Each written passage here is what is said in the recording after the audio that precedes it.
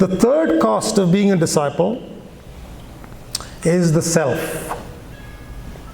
The denial of self. Let's read verse 27. Whoever does not bear his own cross and come after me cannot be my disciple.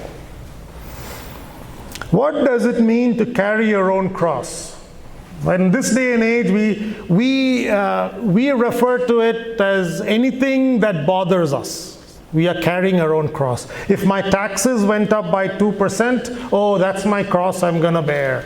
Or if the neighbor is a problem, oh, that's my cross I'm going to bear. If I've got heartburn, oh, that's my cross I got to bear. But what did his listeners understand it to be? When Jesus said, Whoever does not bear his own cross and come after me cannot be my disciple. What did his hearers think about it? There is only one thing that his hearers thought about it. And the only one thing that could mean is that they died a painful, excruciating death by crucifixion for Jesus. That is the only thing that means. It's the person who was going to be crucified that carried his cross, just like Jesus did on the way to the crucifixion. So Jesus is saying, if you want to be my disciple, you should be willing to die in the worst way possible. Not die by death of old age, but die in the worst way possible. How much do we love ourselves? Right? There's no quantifying number we can give. We love ourselves a lot. In fact, most of the decisions that we make are related to our comfort. Let me ask you a rhetorical question. Okay, you don't need to answer this. How many of you would be excited if I said that yesterday a village in North India, they completely converted and they all became Christians? Okay, don't raise your hands.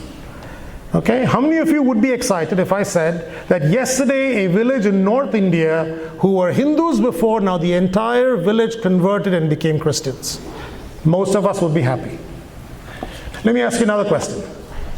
What if I said, every time a village converts and becomes a Christian, you lose a finger?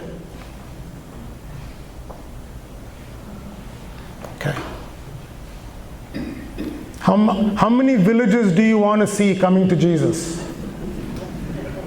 You see, we are happy with God and the ministry as long as we are comfortable. We want the glory of God as long as it doesn't touch us. But the moment it touches us, we ask, Lord, why?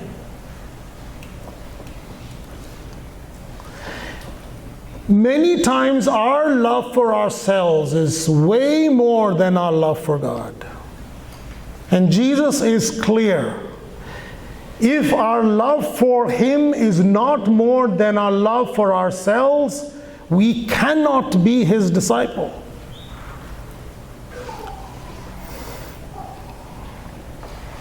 Jesus is not asking us to do anything that He didn't do Himself.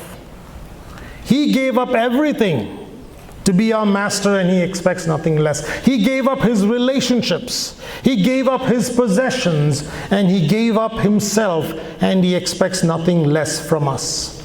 Let me end with the story. On January 13, 1982, Air Florida Boeing 727 flight number 90 took off from Washington National Airport in Arlington, Virginia, with 74 passengers and 5 crew members. The plane had flown into Washington, D.C. earlier that afternoon from Miami, and it was trying to go back as soon as possible. But there was snow and icy conditions in Washington, D.C., and so the airport was shut down for a few hours. But the pilot wanted to get out of there as soon as possible. So as soon as the airport opened up and the runways opened up, they quickly did a de-icing of the plane, and he started to take the plane out. But they had to stop at the gate because the weather was bad again. And so for about 45 minutes, he was waiting for takeoff with these passengers inside the plane. About 45 minutes later, when the conditions opened up, what the pilot should have done was go back and de-ice the plane. He didn't go back to de-ice the plane. He didn't even use the de-icing system of the plane itself, but he wanted to get out as soon as possible. And by the time the plane reached the runway, reached the takeoff area, it was so bogged down that it could achieve only a few hundred feet of elevation. And it plunged down about 1 mile away from the runway and 2 miles away from the White House. It plunged into the 14th Street Bridge and down into the icy Potomac River. And 4 motorists were killed on impact when 7 vehicles were destroyed on that 14th Street Bridge. Of the 79 passengers, 73 of them died on impact. But there were 6 survivors of the plane, but they had to now survive the icy cold waters of the Potomac River.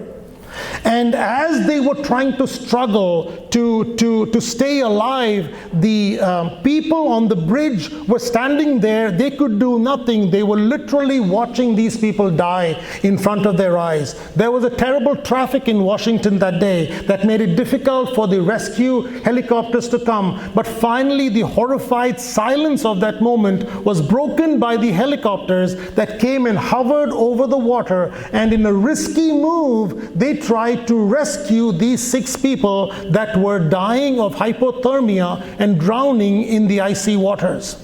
They let down a rope, and the rope fell into the hands of a bank employee by the name of Arland Williams. Arland Williams got the rope and he gave it to the next person. That person got up and went away. The helicopter took that person away and kept them safely. The helicopter came back and threw the rope down. Arland Williams got the rope again and he gave it to the next person. This happened 4 more times. And each time Arland Williams got life in his hands, and he could have escaped and he could have gone away, but he didn't. When the helicopter came back the last time to get him, the fatigue of what he had done and the debris that he was hanging on tipped over, and Arland Williams drowned. He was the only passenger on that plane to die by drowning.